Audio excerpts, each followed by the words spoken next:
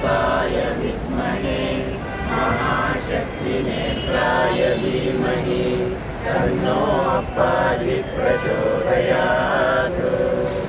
ॐ सुवर्णवृष्टिं कुरु मे गृहे धान्यवृष्टिं कुरु मे गृहे कल्याणवृष्टिं कुरु मे गृहे विभूतिवृष्टिं कुरु मे गृहे सुवर्णवृष्टिं कुरु मे गृहे सुधान्यवृष्टिं कुरु मे गृहे कल्याणवृष्टिं कुरु मे गृहे विभूतिवृष्टिं कुरु मे गृहे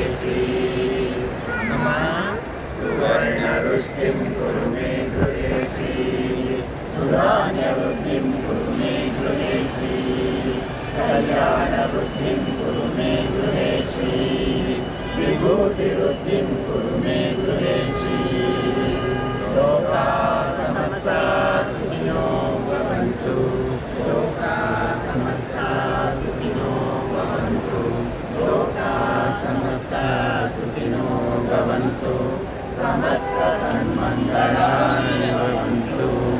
ॐ शान्ति शान्ति शान्तिः।